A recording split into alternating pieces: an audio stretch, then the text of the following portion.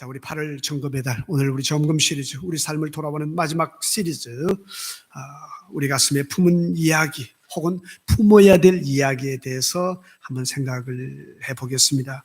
우리는 지난주 설교 가운데 제가 나누었던 것은 이 힘들고 어려운 삶의 과정을 지나가면서 우리 삶의 중심을 어떻게 두어야 될 것인가, 우리가 무엇에다가 소망을 두며 살아야 될 것인가, 주변의 사람들이 내게 물었을 때 당신을 살게 하는, 당신을 가슴 뛰게 하는 그것이 무엇입니까? 라고 물었을 때에 나는 어떤 대답을 하며 살아갈 것인가, 무엇을 소망으로 하고 내 삶을 살아갈 것인가, 이런 부분들을 점검해 보았고, 오늘 우리는 이제 마지막으로 우리 기독교의 중심적인 메시지, 우리는 그것을 복음이라고 하죠.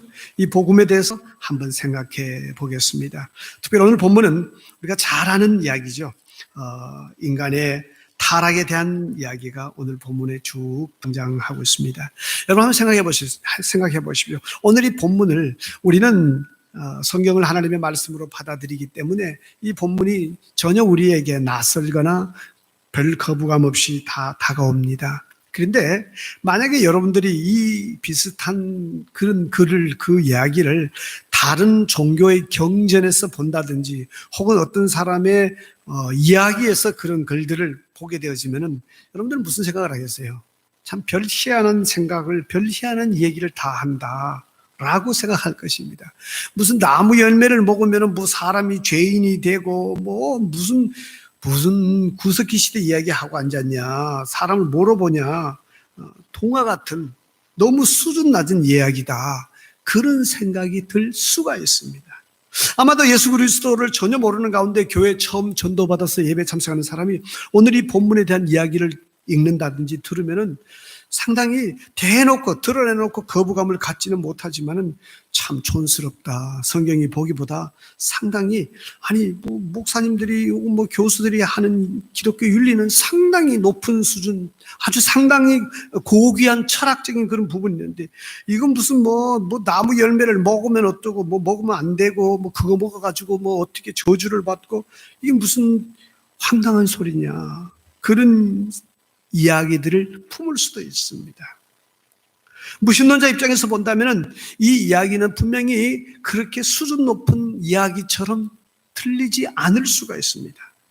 그러나 신앙인인 우리 입장에서 본문을 보게 되면 완전히 다른 차원에서 볼 수가 있죠.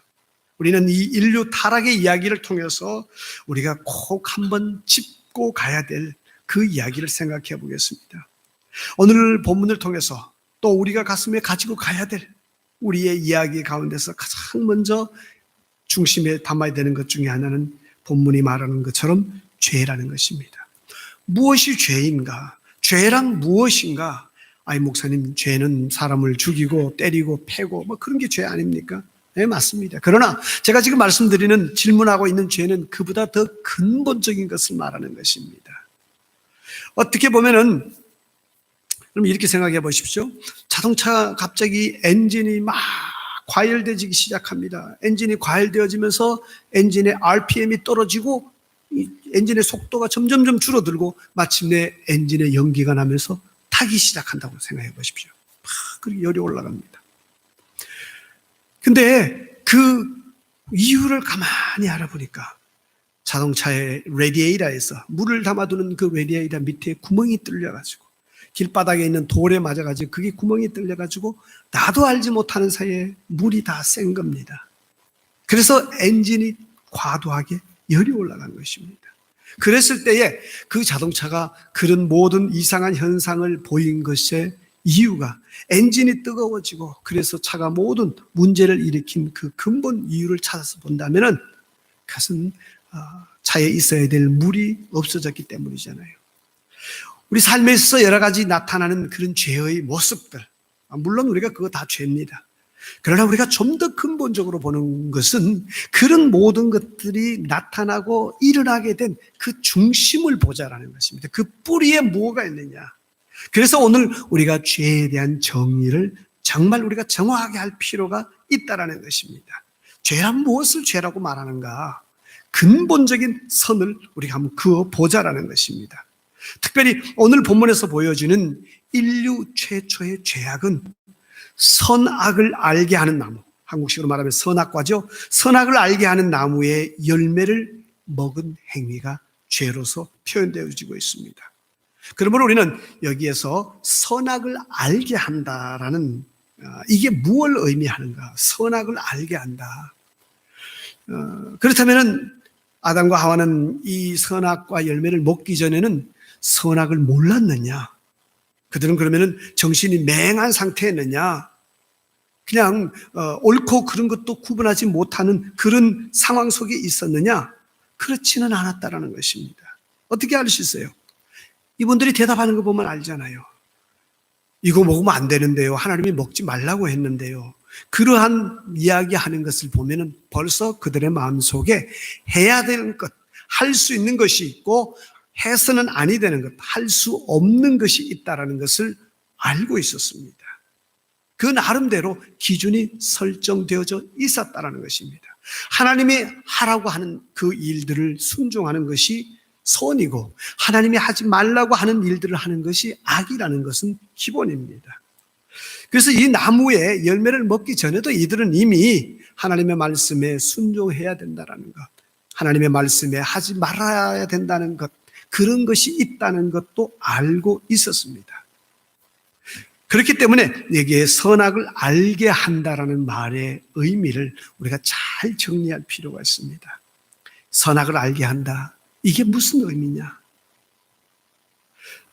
우리가 이 본문을 해석하면서 주의해야 될 것은 이 선악을 알게 하는 나무 열매에 대해서 대부분의 학자들은 이 나무 열매에다가 너무 신비성을 부여하지 말라고 말합니다. 다시 말하면 이 나무의 열매를 먹음으로 인해서 갑자기 보이지 않던 것들이 샥 보이고 막 이렇게 악이 보여지고 그런 어떤 나무 열매 그 자체의 신빙성을 두는 것에 대해서는 경고를 하고 있습니다. 그렇게 보기는 어렵다. 예를 들어서 우리 리폼드 계획주의 학자였던 바스 같은 분도 나무 자체가 너무 마술처럼 매직처럼 선악의 지식을 전하는 그런 나무다라고 생각하는 것은 그건 옳지 않다라고 이야기를 합니다.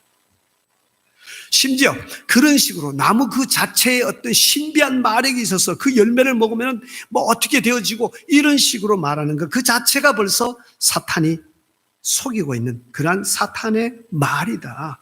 실제로 아담과 하와는 선악과를 먹었습니다.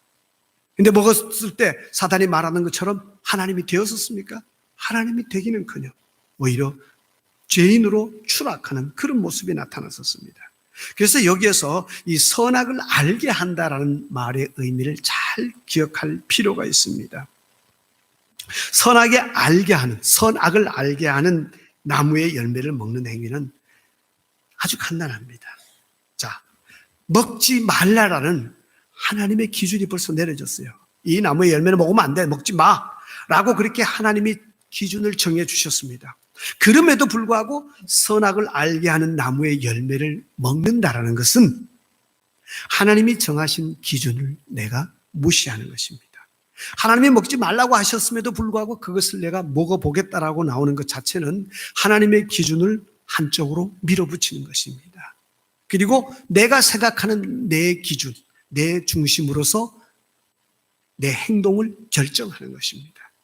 이것이 바로 선악을 알게 하는 나무의 열매를 먹는 행위가 보여주는 의미인 것입니다. 다른 말로 하면요, 더 정확하게 쉽게 이야기하면 선악과를 먹는 행위는 단순히 그 신비스러운 열매를 먹었기 때문에 사고치고 그 열매에서 어떤 이상한 효능이 발휘되어져서 그래서 갑자기 죄인이 되어지고 그러한 어떤 나무 열매의 마술적인 기능을 말하는 것이 아니라 하나님이 먹지 말라고 정하신 그 기준을 내가 옮겨버리는 것입니다.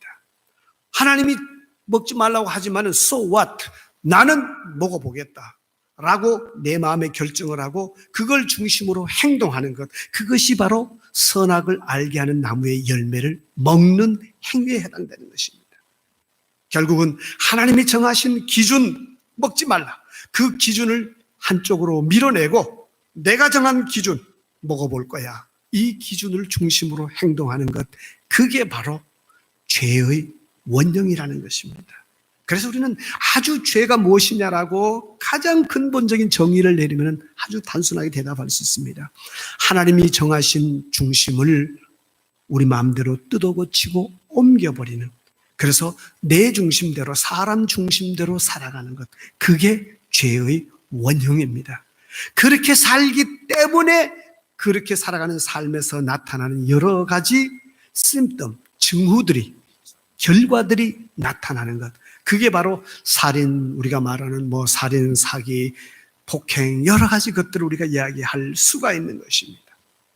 여러분, 이걸 꼭 기억하실 필요가 있습니다. 하나님이 정하신 기준을 다 뜯어 고쳐서 우리가 원하는 대로, 내 마음대로 기준을 옮겨서 살아가는, 더 쉬운 말로 하면 내 생각에 옳은 대로 삶을 살아가고자 하는 것, 가치 기준을 세우는 것, 사회의 윤리 기준을 정하는 것, 이것이 죄의 프로토타입, 근본이 되는 것입니다. 그래서 구약 성경을 보면은 그러한 하나님의 기준을 갖다 버리고 사람들이 자기 중심으로 기준을 세워가는 이 모습이 어디에 가장 많이 나타나고 있느냐? 사사기에 나타나고 있습니다. 그래서 사사기 마지막 장에 보면은 이런 말씀을 주고 있죠. 그 사사기 마지막 장 21장 25절에 보면은 이런 말씀을 하고 있습니다. 그때는 왕이 없었기 때문에 사람들이 각자 자기 소견에 옳은 대로 행했다라고 쓰고 있습니다. 다른 말로 하면 어때요? 자기 소견에 옳은 대로 했다는 것은 지 생각에 오르면은 그게 정의고, 자기 생각에 그게 맞지 않으면은 그게 나쁜 것이고, 그런 식으로 기준을 좌로 갔다 우로 갔다가 이런 시대가 되어졌다는 것입니다. 그게 근본적으로 선악과를 먹는 행위의 표준인 것입니다. 선악과를 먹는다, 그 열매가 무지무지 신비해가지고 그걸 먹으면 어떻게 되고 그런 쪽으로 볼 것이 아니라, 먹는 행위 그 자체는 하나님이 정하신 먹지 말라라는 그 기준을 무시해버리고 오버라이딩하고, 그리고 자기 기준을 적용하는 것, 그게 바로 죄의 원형에 해당되는 것입니다. 그러면서 오늘날 우리 시대를 한번 바라봅시다. 우리 시대, 그리고 우리 자녀들의 세대에게 놓여진 가장 큰 장애물 중에 하나를 들라라고 한다면은 저는 명백하게 이걸 이야기하고 있습니다. 지금 우리 사회가 가지고 있는, 특별히 미국 사회가 가지고 있고 선진 사회, 이 잘 사는 국가들이 가지고 있는 가장 심각한 문제점 중에 하나, 그것이 뭐냐면은 성의 정체성에 대한 정의입니다. 좀 어려운 말인데 더 쉽게 말하면은 남자가 무엇이고 여자가 무엇이냐, 남성이 뭐가 남성이고 뭐가 여성이냐, 이거 정리하는 것이 지금 바뀌어지고 있다는 것입니다. 전통적인 성경에서는, 또 우리가 살아온 가치에서는 남성은 태어날 때 보니까 사내 아이였습니다. 여성은 태어날 때 보니까 여자아이였었습니다. 우리는 그렇게 딱 보면서 구별했었습니다. 그거 어렵지 않았었습니다. 그런데 지금 우리 시대에 와서는 이 구분들이 아주 모호하게 만들어 가고 있습니다. 내가 태어날 때는 분명히 남자로 태어났는데, 내가 태어나서 좀 자라면서 보니까 나는요, 남자적인 그런 남성적인 성품보다 훨씬 더 여성적인 성품이 많아요. 저는요, 여성들이 입고 입는 옷도 쉽고, 나는 여성들을 아주 여자 쪽이 더 나한테 맞아요. 그래? 그러면 너는 남자로 태어났지만 남자 하지 말고 너 여자 하자. 근데 다른 여자가 좋기는 좋지만 그렇다고 또 남자들을 완전히 싫은 건 아니에요. 그럼 너는 한 0.6 정도만 여자로 하자. 0.4는 남자로 하고. 이렇게 지금 흘러갔습니다. 이 성이 어떤 제로와 원, 남성과 여성, 여성과 남성 이렇게 있던 것에서부터 이제는 바뀌어서 제로와 일, 남자와 여자 사이에 수많은 성이 있습니다. 저는 35%는 여성이고 65%는 남성이에요. 저는 아침에는 40% 남성이다가 점심 때는 60% 여성이 되어지고, 밤 되면 또 이상하게 80%가 남성으로 바뀌어지네요. 이런 헷가닥하는 소리를 점점 하는 시대에 들어왔었습니다. 근데 이게 왜 문제가 되는지 아세요?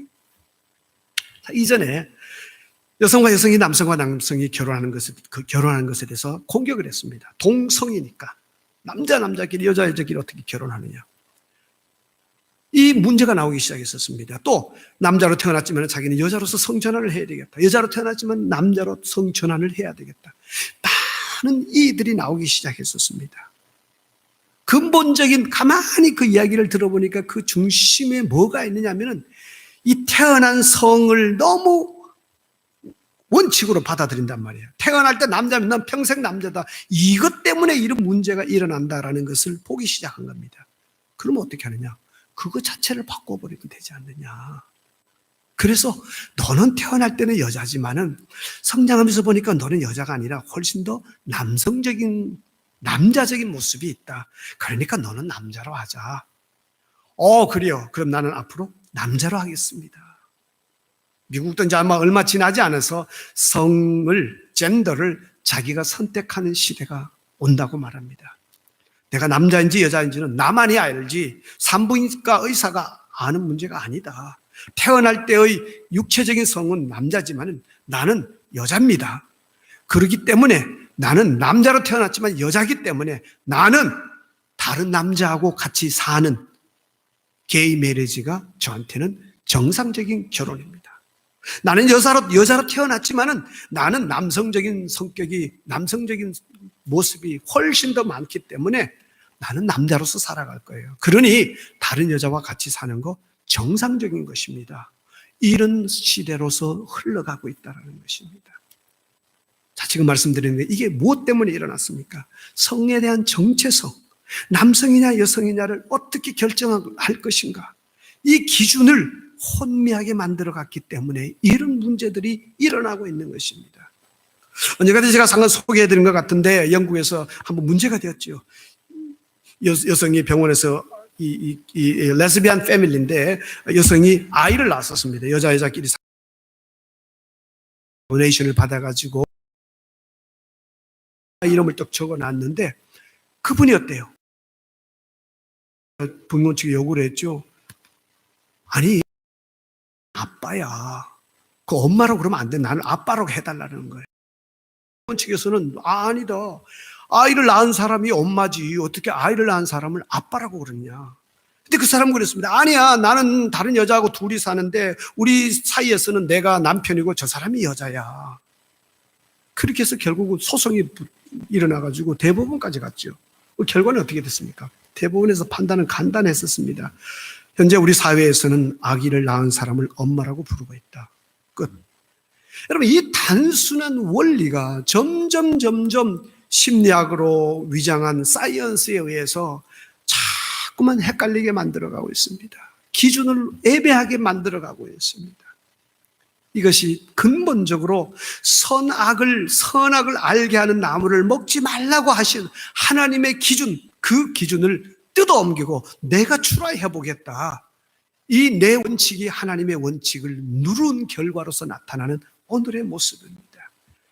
그렇게 되어졌을 때 어떤 결과들이 나타납니까? 어떤 징후들이 나타납니까? 오늘 본문에 보면은요, 죄의 결과들이 그렇게 하나님의 원칙을 오버라이딩한 그 하나님의 원칙을 밀어내고 사람이 세운 그 원칙대로 살아갔던 그 행동의 결과가 본문에 쭉 소개되어지고 있습니다. 범죄함 이후에 나타나는 그 결과가 무엇인가?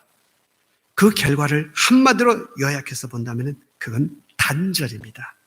죄가 가져오는 무서운 열매 중에 하나, 가장 무서운, 어떻게 보면 전부라고 말할 수도 있습니다. 그것은 뭐냐면 끊어짐이, 단절입니다. isolation이에요. 아담과 하와도 이 열매를 먹고 난 다음에 그들이 한 행동을 보십시오. 자, 무화과 나무 잎으로서 치마를 만들었습니다. 그리고 난 다음에 이 사람들이 본문에 보니까요, 3장 10절에 보면은 하나님의 소리를 듣고 내가 벗었으므로 두려워하여 숨었나이다. 여러분, 좀 말이 이상하지 않아요? 원래대로 하면 어때요? 우리 표준적인 우리의 언어 습관으로 하면은 내가 벗었으므로 두려워하여가 아니고 뭐예요? 내가 벗었으므로 부끄러워서 숨었나이다. 이렇게 해야 되잖아요. 그런데 본문에는 보면은 부끄러워서 숨은 것이 아니라 두려워하여 숨었다라고 말하고 있습니다. 하나님의 기준을 깨웠기 때문에 거기서부터 오는 두려움이겠죠. 그래서 이 기준을 뜯어옮기고 난 다음에 나타나는 주 현상들은 전부가 다 이렇게 격리되어지는 겁니다. 붙어있던 것들이 다 나누어지기 시작하는 것입니다.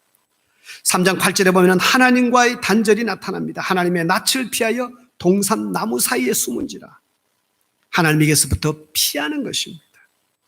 그것으로 끝입니까? 3장 12절에 보면은 하나님이 물었습니다. 아담에게 이르되 야, 너 왜 그렇게 먹었냐? 그랬을 때 아담이 하나님에게 대답한 것이 뭐예요? 12절에 보니까 아담이 이르되 하나님이 주셔서 나와 함께 있게 하신 여자, 그가 그 나무 열매를 내게 줌으로 내가 먹었나이다. 이제 아담은 아니 하나님, 내가 먼저 먹은 게 아니고 제가 먼저 먹고 하나님이 만들어준 그 여자가 먹고 저한테 줬기 때문에 제가 먹었습니다. 그렇게 해서 사람과 사람도 많지 않은 두 사람 사이인데 그 사이가 벌어지기 시작합니다. 갈라지기 시작하는 것입니다. 그렇게 하나님과의 관계가 멀어졌죠. 단절되기 시작하죠. 사람과 사람 사이가 단절되기 시작합니다. 그것으로서 끝입니까? 아니에요. 3장 13절에 보면은 이제 여자에게 물으니까 여자는 또 뱀이 저게 문제였다라고 말합니다. 그래서 13절에 보면은 여호와 하나님이 여자에게 이르시되 너가 어찌하여 이렇게 하였느냐? 여자가 이르되 뱀이 나를 꿰므로 내가 먹었나이다. 이제는 다른 피조물에게까지 그 책임이 가기 시작합니다. 다른 말로 하면은 하나님과의 관계가 끊어지고 사람 사이의 관계가 끊어지고 이제는 다른 피조된 생물체와의 관계도 끊어지기 시작합니다. 거기서 마치는 게 아니에요. 3장 17절에서부터 18절에 쭉 보면은 하나님께서 그 결과로서 이런 현상을 주고 있습니다. 자, 보세요. 17절에 아담에게 이르시되 너가 너 아내의 말을 듣고 내가 너에게 먹지 말라 한 나무의 열매를 먹었은즉, 그 다음에 뭐라 그랬습니까? 3장 17절 땅은 너로 말미암아 저주를 받고, 그 다음에 18절에 가서 한번 보시래요. 18절에 땅이 내게 가시덤불과 엉겅퀴를 낼 것이라. 이제는 하나님과의 관계, 사람과의 관계, 다른 생물체와의 관계 플러스 자기 주변에 있는 환경들, 모든 환경들과의 단절이 일어나기 시작하는 겁니다. 가시덤불과 엉겅퀴가 나오기 시작하는 그런 조화스럽지 못한 상황 속으로 뛰어들기 시작하는 것입니다. 그리고 또 근본적인 것 중에 하나는 17절에 보면은 나오는데, 여기 보면요, 땅은 너로 말미암아 저주를 받고라고 이 단어를 쓰고 있습니다. 여기에 땅이라고 소개되는 단어 있잖아요. 이 땅은 너로 말미암아 저주를 받는다라고 했었을 때에 그 땅은 히브리어로 아다마입니다. 근데 처음 하나님이 만드신 인류를 하나님이 아담이라고 불렀습니다. 흙에서부터 왔기 때문에 아담이다라고 이렇게 불렀습니다. 잘 보세요. 아담이 사람 아담으로 인해서 땅 아다마가 저주를 받는, 그래서 이 부분을 어떤 학자들은 사람 속에서 일어나는 인간이 자기와 자기 자신과의 단절을 이 구절을 통해서 보여주고 있다. 쉽게 말하면요, 아담이 아담 때문에 땅이 아다마가 또 다른 아담 때문에 하나님으로부터 저주를 받는, 아담과 아담 사이에 관계가 깨어지는 이런 단절들이 일어나고 있었다는 것입니다. 죄가 만들어낸 전형적인 현상들입니다. 그러면은 이제 우리 여기서 하나 더 볼 것이요, 모든 것이 이렇게 단절로 다 끝이 났느냐? 모든 것들이 다 끝났느냐? 그것만은 아니었다는 사실입니다. 감사하게도 오늘 우리 3장 21절 마지막 절은 이렇게 쓰고 있죠. 여호와 하나님이 아담과 그의 아내를 위하여 가죽옷을 지어 입히시니라. 무화과 나무 잎을 엮어서 자기들의 몸을 가리었던 그 그들에게 하나님께서 가죽옷을 지어 입히시더라. 이 말씀은 우리가 자주 듣는 말씀입니다. 죄악의 결과로서 나타났던 사람들의 자기 기준과 자기 철학과 자기 의식, 그런데 그렇게 타락이 위해 새롭게 발견되어졌던 자기 의식은 하나님 앞에서 두려움으로 나타납니다. 그래서 하나님에게서부터 피하는 그런 하나님과의 격리된 현상들이 나타났었습니다. 하나님을 두려워하여 숨어 살아갈 수밖에 없는 그런 삶으로 추락됐죠. 그런데 그들을 향해서 하나님께서 손길을 펼쳐주셨습니다. 그게 뭐냐면 가죽옷을 지어 입히시더라. 우리는 여기서 가죽옷이라고 하셨을 때 이 재질, 가죽이라는 이 재질, 그게 옷감의 자료로서 혹은 옷감을 만드는 그런 재료로서 the best, 최고였기 때문에 하나님이 선택한 것이었는가? 그건 아니라는 것입니다. 여러분, 천지를 창조하신 하나님이 가죽보다도 훨씬 더 견고하고 가벼운 그런 재질들을 발견하지 못했어서 그래서 가죽을 쓰셨겠어요? 최근에 발견된 현대 과학이 발견한 그런 재질 중에 하나지만은 그래핀이라고 있습니다. 그럼 이 그래핀은 철강보다도 쇳덩어리, 야물다고 하는 쇳덩어리보다도 훨씬 더 대략 한 100배 정도 혹은 200배 이상 강도가 더 세다고 말합니다. 무게는 쇠하고 비교할 수 없을 만큼 가볍고, 하나님께서 그런 것을 몰랐겠어요. 얼마든지 가볍고 질기고 오래가는 그러한 재료들을 얼마든지 창조하실 수도 있었습니다. 그럼에도 불구하고 가죽 옷을 지어 입히신 하나님의 모습, 그 속에서는 하나님이 무언가 우리에게 말씀하시는 것이 있다는 것입니다. 그건 뭐냐면은 가죽 옷의 재료를, 가죽을 구하기 위해서 그 가죽을 가지고 있었던 한 생명체를 희생하셨다라는 것, 이 부분을 우리에게 보여주시는 것입니다. 죄에 대한 해결책은 결국 생명체의 죽음을 통해서만 가능하다라는 사실을 우리에게 말씀하고 있습니다. 그런데 그 과정이 절대로 쉽지 않더라라는 것을 말씀하고 있습니다. 아담과 하와에게 옷을 만들어 입히기 위해서 한 짐승을, 그것이 무엇인지는 모르지만 그것이 양이든 무엇이든 간에 그것을 잡아서 피 뿌리는 가운데 생명이 희생되었을 것이고 그 가죽 옷을 만들어서 사람에게 입혀 주셨습니다. 그것이 하나님께서 죄를 지은 인간을 다루시는 모습 속에 보여지는 것입니다. 두려움에서 떨고 있었던, 그래서 숨었던 그 사람들을 불러내어서 그들에게 한 생명체를 희생해서 그래서 얻은 가죽으로 그들을 입혀주셨습니다. 그 과정이 바로 죄로 물든 사람들을 구원하시는 하나님의 구원의 여정을 우리에게 소개하고 계시는 것입니다. 특별히 우리가 이 본문에서 볼 내용 중에서 하나, 3장 15절에 있는 말씀, 우리 다 함께 한번 읽어보시겠습니다. 3장 15절 시작. 내가 너로 여자와 원수가 되게 하고 너 후손도 여자의 후손과 원수가 되게 하리니 여자의 후손은 너 머리를 상하게 할 것이요 너는 그의 발꿈치를 상하게 할 것이니라 하시고, 하나님께서 뱀에게 주신 그러한 심판입니다. 뱀, 너가 여자를 그렇게 만들었으므로 너로 여자와 원수가 되게 하고 또 뱀 너의 후손들도 여자의 후손과 원수가 되게 하는데, 그런데 여자의 후손들은 너 머리를 상하게 하고 그리고 너는 그 여자의 후손의 발꿈치를 상하게 할 것이다. 그러한 삶의 전환이 일어날 것이다.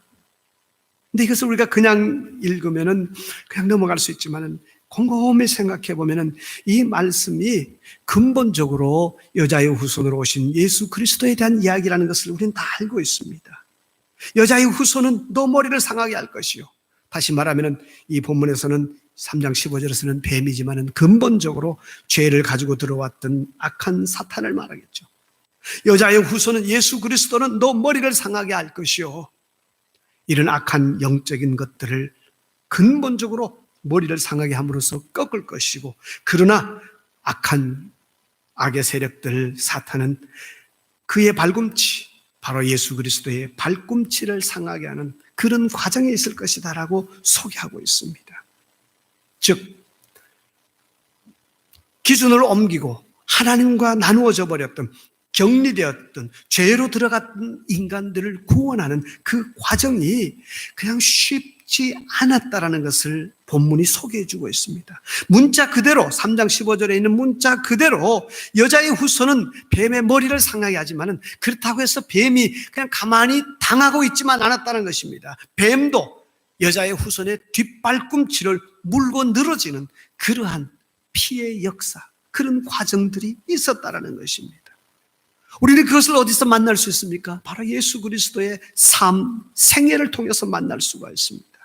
하나님이 죄로 물든 인류를 향해서 구원을 주실 때에, 여러분 마치 세상을 처음 창조하실 때처럼 빛이 있으라 그렇게 해서 빛을 만드셨습니다. 똑같은 원칙으로 하나님께서 죄인들을 향해서 구원받을지어다 받아라 그렇게 해가지고 구원하신 것이 아니셨다라는 것입니다.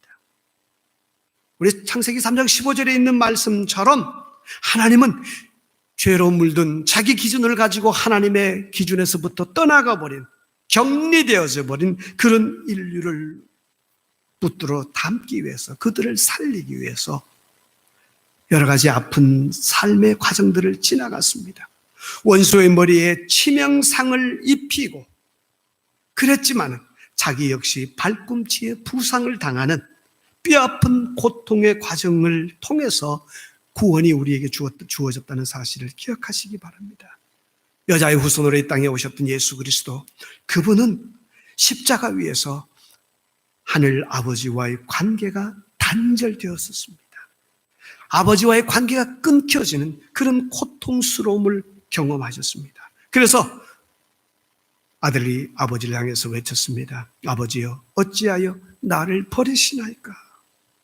그 단절의 이유가 인류의 죄를 짊어지고 십자가 위에서 그 죄에 대한 심판을 받고 있었기 때문이었습니다. 그러한 십자가는 그저 웃음 속에서, 기쁨 속에서 우리에게 주어진 것이 아니라 처절한 비명 속에, 처절한 신음 속에, 피 흘림과 부러짐 속에서 뚫고 들어가는 못자국 그 속에서 우리에게 주어졌다는 사실을 기억하시기 바랍니다.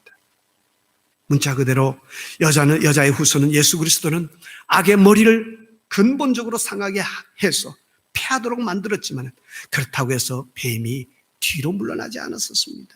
발꿈치를 물어뜯는 그러한 행위들을 했었습니다. 그 과정 속에서 우리에게 예수 그리스도의 십자가의 구원이 주어졌다는 사실 기억할 필요가 있습니다. 이게 바로 복음입니다. 여러분, 분명히 죄는 무서운 것임에 틀림이 없습니다.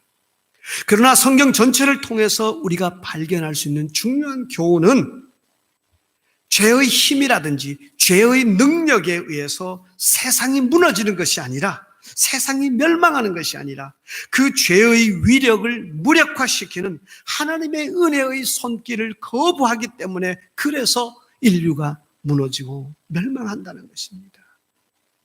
다시 말하면 죄의 능력이 너무 커서 하나님이 어떻게 해볼 수 없는, 도무지 게임이 되지 않는, 그래서 세상이 죄로 관철하고 관영하고 세상이 망하는 것이 아니라, 죄의 능력은 분명히 있지만 그 능력을 꿰뚫고 무너뜨리고 승리할 수 있는 이 하나님이 준비하신 구원을, 이 은혜의 손길을 거부하기 때문에 인류에게 어두운 미래가, 우리 삶의 주변에 많은 어두운 모습들을 보게 된다는 것입니다. 제가 말씀을 정리합니다. 우리 시대는 어느 이전 시대보다도 더더욱 죄에 대한 정확한 정의, 죄가 무엇인가에 대한 구체적인 마음의 확신이 필요한 시대입니다.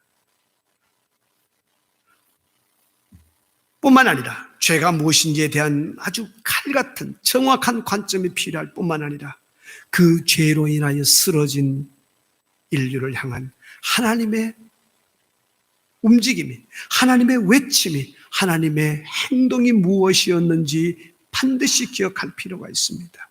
그것은 십자가의 죽음을 통한 구원의 메시지였었습니다. 아프가니스탄을 지금 떨게 하고 있는 우리가 탈레반을 이야기를 듣습니다. 그들은 자기들 나름대로 죄에 대한 명백한 정의를 가지고 있습니다. 자, 기독교, 저와 여러분도 마찬가지입니다. 성경에 근거한 명백한 죄에 대한 정의를 가지고 있습니다. 그렇지만 탈레반과 우리가 다른 하나가 있죠. 그게 무엇입니까? 그들과 달리 우리는 그 죄로 인하여 무너져버린 인생, 그 사람들을 세우기 위한 은혜의 복음, 생명의 복음을 가지고 있다는 것이 가장 근본적인 차이인 것입니다. 죄를 지었기 때문에 당연히 벌을 받아야 되지만 그 죄를 넘어선 용서와 회복과 생명과 소망의 메시지가 우리에게 있다는 사실입니다. 어떤 어머니가 이런 이야기를 하는 것을 제가 한번 보았습니다. 사춘기를 지난 여자아이가 이제 대학에 들어가면서 머리가 커지기 시작하면서 이렇게 이야기했습니다. 엄마, 나 이제 교회 안 갈 거야. 왜 교회 가지 않느냐고 물어봤습니다. 그랬더니 그 아이가 이렇게 이야기했습니다. 딸아이의 눈에 비친 신앙인들은 전부 다 이중적이고 옳지 않는 그런 위선자들 그들이었다. 그래서 그들하고 더 이상 같이 예배드릴 이유가 없다라고 생각한다는 것입니다. 그런 어린 딸의 충격적인 그런 이야기를 듣고 어머니가 취한 행동이 있습니다. 몇 날을 기도하고 난 다음에 딸에게 이렇게 이야기했습니다. 딸아, 너가 예배하러 가지 않으면 나도 가지 않을 것이야. 여러분, 이 무슨 가당치 않는 대답입니까? 전통적인 우리의 행동으로 표현한다면 그런 소리를 할 때에 당연히 꾸짖고 짓누르고 심한 경우에는 못된 말로 쓴다면 머리챙이를 끄집고라도 교회에 가야 되지 않느냐라는 이러한 극보수적인 생각들이 우리 머릿속에 들어오곤 합니다. 그런데 그런 어떤 근본적인 행동을 하기는커녕 자기도 교회 출석을 쉬겠다고 하니 이게 무슨 말이나 되는 행동이냐. 여러분은 어떻게 생각하세요? 그 어머니가 자기 행동에 대해서 설명을 해 주었습니다. 내가 왜 그렇게 했는지 아십니까? 그때 내가 그 순간에 이 아이를 버려두고 매주일 나 혼자 하나님 앞에 예배에 참석하게 되면은 이 아이와 나는 건널 수 없는 다른 길로 가게 될 것입니다. 나는 신앙인으로의 길을 걷겠지만은 그 아이는 영원히 교회에서 떠난 그 길로 갈 것입니다. 그래서 나는 그 아이와 같이 집에서 그 아이와 함께 시간을 보내며 그 아이에게 하나님에 대해서 신앙에 대해서 이야기를 나누면서 함께 걸어가는 그 길을 선택했습니다. 나중에 이 딸아이가 다시금 신앙을 회복하고 난 다음에 어머니에게 그 얘기를 했습니다. 너무 고맙습니다, 어머니. 그때 엄마가 나와 함께 교회 가지 않겠다라고 그렇게 말씀하셨을 때 그것이 자기에게는 너무너무 큰 선한 충격이었고 고마움이었고 죄스러움이었고 그리고 하나님에게로 다시 돌아갈 수 있는 그러한 선한 과정이었었습니다. 제가 왜 이야기를 여러분들에게 나눕니까? 우리는 어떤 측면에서 본다면은 죄라는 이 definition, 정의, 이것 하나만 붙들고 신앙의 걸음을 걸어가고 있을 수도 있습니다. 그래서 모든 사람을 보면서 이건 잘못됐고 저건 틀렸고 이건 틀렸고 옳고 맞고 이러한 것 쪽으로는 너무너무 발달되어져 있지만은 그렇게 무너져버린 죄로 인하여 쓰러져버린 그 사람들을 위해서 내가 짊어지고 가야 될 고난과 아픔의 과정에 대해서는 우리는 너무너무 무시하거나 생각하지 않는 것입니다. 어쩌면 목회자인 저도 마찬가지일 수 있습니다. 설교를 통해서 무너진 사람들에 대해서 이야기하지만은 정작 그 무너진 사람들의 삶이 얼마나 고통스러운지 그 부분에 대해서 저는 그들만큼 그렇게 절절히 느끼지 못하는 그러한 한계성이 있습니다. 주일 예배에 참석하지 않겠다는 아이를 향해서 아무리 좋은 훌륭한 신학과 논리로서 설득하더라도 그것이 그 아이를 살릴 수 없습니다. 그 아이를 살릴 수 있는 것은 그를 붙들고 그를 위로하고 그와 함께 고난의 과정을 걸어가주는 그 고통의 과정은 그 속에서 하나님의 은혜가 그를 회복해주는 그 길밖에 없더라는 것입니다. 하나님은 죄에 대한 원칙을 너무나도 분명하게 지키시면서 그 원칙 속에 자신의 아들 독생자 예수 그리스도마저 희생시키는 그 고통스러운 과정을 지나가시면서 그래서 우리를 구원으로 인도하시고 계십니다. 성부 하나님께서 죄인들을 위하여 독생자 예수 그리스도를 희생하실 때 하나님은 마음이 기뻐서 즐거워하고 계셨을까? 아니면 죄로 인하여 희생되는 하나님과의 관계가 끊어져 버림을 당한 독생자 예수 그리스도를 보시면서 그 마음 속에 아픈 마음을 가지고 계셨을까? 그 하나님을 생각해 보셨으면 정말 좋겠습니다.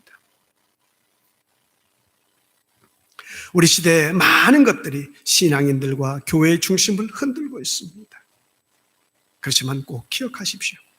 하나님이 우리에게 나누라고 주신 것은 하나님이 세우신 엄정한 그러한 종교적 기준, 도덕 기준만이 아니라 그보다도 훨씬 더 많은 것을 우리에게 보여주셨습니다. 훨씬 더 엄중한 무게로 우리에게 보여주셨습니다. 그리고 그보다 몇백 배 더 강하게 우리에게 가르치시고 부탁하신 것이 있습니다. 그게 바로 십자가의 용서와 화해와 사랑의 복음입니다. 만일 하나님이 도덕적인 종교적인 원칙만을 내세웠다면 오늘 우리에게 용서와 생명의 복음은 주어지지 않았을 것입니다. 그 하나님처럼 우리를 구원하기 위하여 고난의 과정을 걸어가셨던, 흔쾌히 그 고통을 짊어지셨던 하나님처럼, 예수 그리스도처럼 우리의 걸음과 삶도 기다려주고 기도해주고, 그래서 회복과 생명으로 인도해 나가는 여러분의 삶의 걸음이 될 수 있기를 주의 이름으로 축복합니다. 여러분 가슴 속에 맺혀진 한 가지 이야기가 있다면 그것은 하나님이 세우신 기준뿐만 아니라 그 기준에서 무너진 사람들을 짊어지고 가시는 예수 그리스도의 십자가의 복음이 천배 만배 더 강하게 가슴에 남아 있어야, 가슴을 움직여 주어야 우리가 신앙인으로서 비로소 삶의 걸음을 걸어갈 수가 있습니다. 이제 여러분들 가슴 속에, 제 가슴 속에 기독교의 기준, 동성애의 기준은 이렇습니다. 그러한 것을 가지고서 그들을 비난하는 것, 그들이 잘못되었다고 지적하는 것, 거기서만 머물 것이 아니라 그들을 위하여 기도해주고 그들이 가지고 있는 아픔을 이해해주기 위하여 노력하고 주님 앞에 그 영혼을 맡길 줄 아는 선한 고통이 있을 때 비로소 우리가 믿고 있는 신학과 우리가 믿고 있는 도덕 기준이 하나님 앞에서 빛을 발할 수가 있습니다. 선을 향한 고통과 아픔과 눈물 없이는, 이론으로 펼쳐지는 선은 무용지물입니다. 그것은 오히려 사람을 죽이는 탈레반의 도구로 쓰여질 뿐인 것입니다. 저와 여러분이 그리스도의 이 치유와 용서의 복음, 고난의 복음을 붙들고 우리 믿음의 백성들을 가슴에 안고, 행여라도 우리 가운데 누군가가 약해졌을 때 그들을 정죄하기보다 기다려주고 기도해주고 그들 때문에 여러분들이 눈물을 뿌려준다면 하나님께서 여러분 속에 있는 그 이야기를 가장 아름다운 이야기로 여러분 삶에서 남겨주실 것입니다. 우리 교회가 그런 교회, 저와 여러분이 그런 믿음의 걸음을 걸어갈 수 있기를 주의 이름으로 축복합니다.